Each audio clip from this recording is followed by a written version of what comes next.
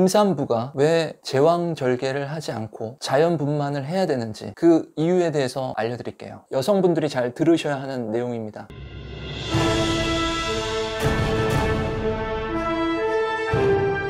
40대부터 노인들까지 등 통증이 계속 있는 사람들이 있어요. 등 통증은 다양한 원인이 있지만 출산을 경험하신 분들 중에 제왕절개를 하신 분들이 그런 분들이 많습니다. 자, 왜 그러냐면 병원에 갔는데 엑스레이나 MRI를 찍었는데 척추나 이런 데 전혀 문제가 없어요. 근데 계속 등 통증, 허리 통증, 어깨 통증이 등 전체적으로 오시는 분들이 있다고요. 원인을 알 수가 없는 거예요. 제왕절개를 하신 분이 있다라고 하면 그분은 제왕절개로 인해서 등과 허리의 통증이 올 가능성이 무척 큽니다. 왜 그러냐면 제왕절개를 하면 복근, 우리 트랜스버스 앱도미니스라는 복횡근을 가르고 들어갑니다. 피부와 근육을 절개해서 들어가죠. 안전하게 아이를 꺼내고 다시 그 부분을 봉합을 하게 돼 있습니다. 근육의 기능에 대한 관점으로 이 부분을 분석을 해본다면 얘가 한번 복부가 열리고 닫히면 복압의 기능이 떨어지게 돼 있습니다. 앱도미널 프레셔라고 하는데 인체를 움직이는데 힘을 내는데 가장 중요한 역할을 합니다. 이렇게 제왕절개를 하고 아무리 잘 닫아놨다 하더라도 이 복압의 기능이 수행이 잘 안 되는 거예요. 이 수술 이후에 5년 뒤, 10년 뒤 복압의 기능이 떨어져서 노인이 될 때까지 등에 있는 통증으로 고생을 하실 수가 있습니다. 자, 근데 아이가 거꾸로 있거나 임산부나 태아가 위험할 경우에는 당연히 의료진이 판단을 해서 제왕절개를 하든가 그런 판단을 하고 결정을 하셔야 되겠죠. 그렇지 않은 경우에 내가 그냥 단지 통증에 대한 두려움 때문에 내가 제왕절개를 그냥 무조건 하겠다라는 거는 반대입니다. 왜냐하면 나중에 고생을 계속 하실 수 있기 때문에 자연분만을 하시는 게 자연적이고 다른 여러 가지 이유도 있지만 산모의 건강을 생각을 했을 때 그리고 아이의 건강을 생각했을 때도 차원이 다릅니다. 자, 근데 이 앱도미널 프레셔, 이 복압이 도대체 뭘까요? 복압은 말 그대로 복부의 압력이에요. 우리가 인체를 움직일 때 팔다리를 이렇게 움직이잖아요. 걷기를 하거나 아니면 달리기를 하거나 어떤 여러 가지 스포츠 동작들이 굉장히 많죠. 농구를 하거나 축구를 하거나 수영을 하거나 자전거를 타거나 보드를 타거나 인체에 대한 움직임 활동들이 많은데 이 움직임을 할 때 가장 중요하게 사용되는 근육은 바로 복횡근입니다. 우리 복부에 수직으로 내려오는 복직근도 있고 내복사근, 외복사근들 있죠. 다 중요한 역할들을 하지만 이 복압을 담당하고 척추에 대한 안정성에 기여를 해주는 가장 중요한 기능을 하는 것은 복횡근입니다. 자, 이 복횡근의 기능이 떨어지면 척추의 기능이 떨어지는 거예요. 등에 있는 근육이 척추의 안정성에 중요한 역할을 하죠. 하지만 앞쪽에 있는 근육, 복부에 있는 근육도 척추를 안정화시키는데 아주 중요한 기능을 합니다. 앞뒤로 막아주고 있는 거예요. 앞뒤로 안정성의 역할을 해주고 있는 겁니다. 우리 한쪽에서만 받치고 있으면 얘가 불안정하죠. 양쪽에서 받쳐주고 있어야 우리 가운데에 있는 이 뼈대, 스파인이 올바로 중력에 내 체중에 의해서 잘 버틸 수가 있고 디스크와 우리 척추에 있는 여러 가지 관절들을 보호를 해주는 역할을 합니다. 움직이는 모든 동작을 할 때 가장 먼저 사용이 되는 근육이 어딜까요? 복횡근입니다. 창문을 드르륵 열 때 팔에 있는 근육만 사용한다고 생각하시죠. 복부가 먼저 수축하고 팔에 있는 근육들, 어깨, 삼각근이나 상한 삼두근, 이두근 이런 근육들이 그 다음에 사용하게 되어 있습니다. 우리 피드백이라는 표현은 잘 아시죠? 어떤 자극을 줬을 때 그 뒤에 오는 반응이 피드백입니다. 복횡근은 피드 포워드, 먼저 반응한다고요. 내가 팔을 움직이고 팔에 대한 힘을 쓸 때 복횡근이 먼저 수축해서 움직이게 되어 있습니다. 그래야 우리 몸에 대한 안정성이 생기는 거고요. 우리 복싱 선수들 보면 매니 파키아오라든지 세계적인 복싱 선수, 세계적인 테니스 스타들, 농구 선수들, 호날두 같은 축구 슈퍼스타들이 있죠. 이 팔을 움직이는 테니스 동작을 하고 다리로 공을 차는, 달리고 공을 차는 운동을 한다고 내가 팔 근육을 많이 키우고 다리 근육을 많이 키울까요? 키우긴 하지만 그것보다도 더 많은 80%의 운동을 코어 근육에 집중을 하고 있습니다. 왜냐하면 그 모든 팔과 다리 동작이 이루어질 때 피드 포워드 되는 근육은 복횡근이기 때문이에요. 내가 복싱 선수다.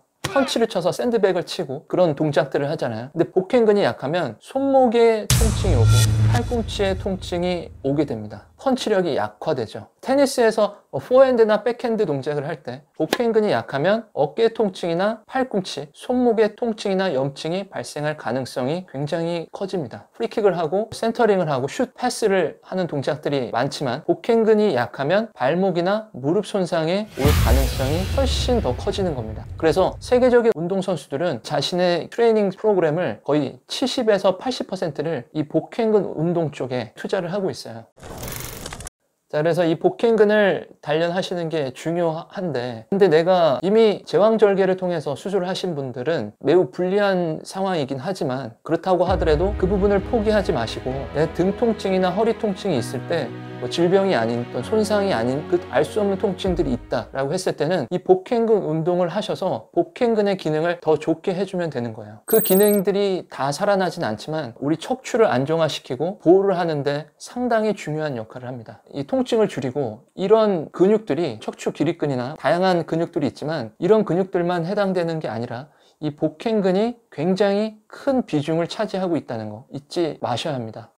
자, 그러면 복행근 운동을 어떻게 할지 설명을 드릴게요. 정적인 운동 하나, 그리고 동적인 운동으로 설명을 드릴게요. 정적인 운동은 의자를 가져다 놓고 바닥에 눕습니다. 다리를 의자 위에다가 올려놓는 거예요. 종아리 부분을. 무릎을 기역자로 해서 90도로 들어 올려놓고요. 무릎은 살짝 넓히고요. 발목은 서로 붙입니다. 우선 동작을 한번 익혀보실게요. 무릎을 벌렸다가 다시 모으는 동작을 반복을 하십니다. 동작은 쉽죠? 자, 근데 여기서 호흡이 굉장히 중요한 거예요. 호흡이 어떤 역할을 하냐면, 호흡을 내뱉었을 때 복부는 수축하게 되어 있습니다. 복압이 생긴다고요. 호흡을 들이마셔야 내뱉을 수 있는 양도 많아지겠죠. 호흡을 들이마시고 내뱉는 동작을 반복을 하면서 무릎을 벌렸다가 닫는 동작을 반복을 하십니다. 우선 이 동작을 익숙하게 하시고요. 자, 호흡을 하실 때는 쉽진 않지만 상복부가 불룩하게 올라왔다가 다시 내려가는 그런 호흡, 복식 호흡을 한다고 생각하시고, 자, 이런 동작들을 반복을 하시면서 내 손을 서해부 쪽에 대는 겁니다. 자, 그로인이라고 하는 서해부, 쉽게 얘기해서 사타구니 위쪽이라고 생각하시면 돼요. V자 형태로 갈라지는 이 부위에 내 손가락을 올려놓고 이 부분에 힘을 주시는 겁니다. 자, 그냥 힘이 들어가지가 않죠. 이 서해부에 힘을 준 적이 없기 때문에 이 서해부에 힘을 어떻게 주냐면, 힘을 주는 방향이